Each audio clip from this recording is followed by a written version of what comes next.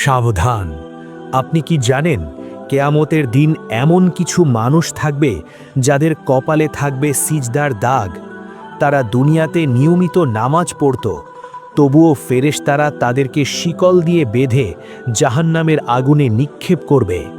একবার ভাবুন, শীতের কাঁপানো ভোরে ঘুম ছেড়ে যে নামাজ আপনি আদায় করলেন, সেই নামাজই যদি হাসরের ময়দানে আপনার বিরুদ্ধে সাক্ষী হয়ে দাঁড়ায়, এর চেয়ে ভয়ঙ্কর দুর্ভাগ্য আর কি হতে পারে। আজকের এই ভিডিওতে আমরা জানব কোরআন ও সহি হাদিসের আলোকে কেন কিছু নামাজি মানুষও জাহান্নামে যাবে। ভিডিওটি শেষ পর্যন্ত দেখুন, হয়তো আজকের এই কথাগুলো আপনার ইবাদতের জীবনটাই বদলে দেবে। আসসালামু আলাইকুম ওয়া রাহমাতুল্লাহ। প্রিয় দিনী ভাই ও বোনেরা, আমরা সবাই জানি নামাজ হলো জান্নাতের চাবি, কিন্তু যদি সেই চাবিটাই নষ্ট হয়ে যায়, তাহলে কি সেই দরজা খুলবে? আল্লাহ সুবহানাহু ওয়া তাআলা পবিত্র কোরআনে কিছু নামাজির জন্য ধ্বংস ঘোষণা করেছেন। সূরা মাউন আয়াত ৪-৫-এ বলা হয়েছে, ধ্বংস সেই নামাজিদের জন্য যারা তাদের নামাজ সম্পর্কে উদাসীন। খেয়াল করুন, এখানে বেনামাজিদের কথা বলা হয়নি, বরং নামাজ পড়া লোকদের কথাই বলা হয়েছে। কারা এই উদাসীন নামাজি?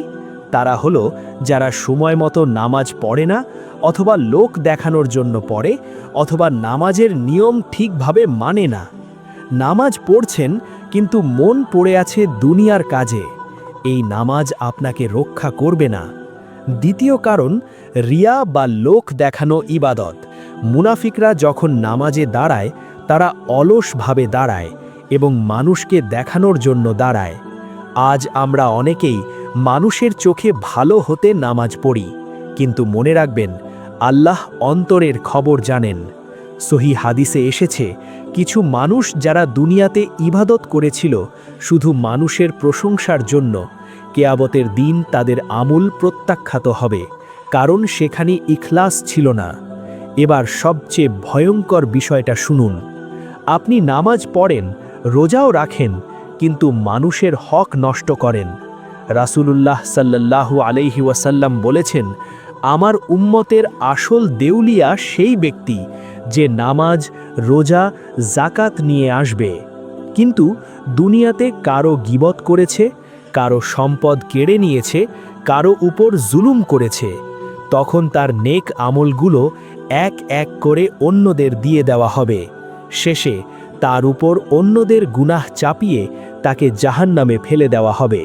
ভাবুন, আপনি তাহাজ্জুদ পড়েন, কিন্তু আপনার কথায় মানুষ কষ্ট পায়।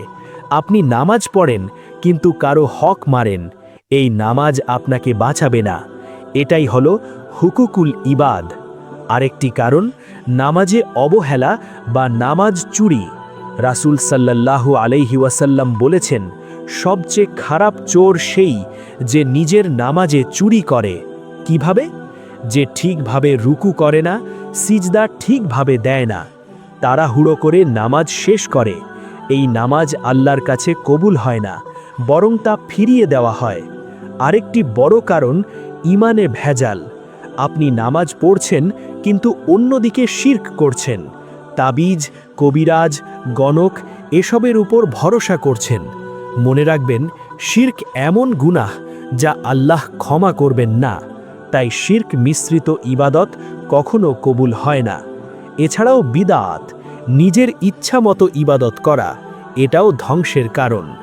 সবশেষে হারাম উপার্জন। যার খাবার হারাম, পোশাক হারাম, রিজিক হারাম, তার দোয়া কবুল হয় না। তাহলে তার নামাজ কিভাবে কবুল হবে?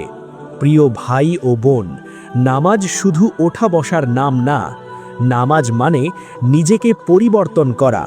আল্লাহ বলেন, নামাজ মানুষকে খারাপ কাজ থেকে বিরত রাখে। তাই যদি আপনার নামাজ আপনাকে বদলাতে না পারে, তাহলে বুঝবেন নামাজের সমস্যা আছে। আসুন আমরা খাঁটি নিয়তে সঠিকভাবে নামাজ আদায় করি এবং মানুষের হক আদায়ে সতর্ক হই। আল্লাহ আমাদের সবাইকে সত্যিকারের নামাজি হিসাবে কবুল করুন। আমিন। ভিডিওটি ভালো লাগলে শেয়ার করুন, দ্বীনের পথে অন্যদেরকেও ডাকুন। আর এমন আরও ভিডিও পেতে চ্যানেলটি সাবস্ক্রাইব করতে ভুলবেন না। আসসালামু আলাইকুম।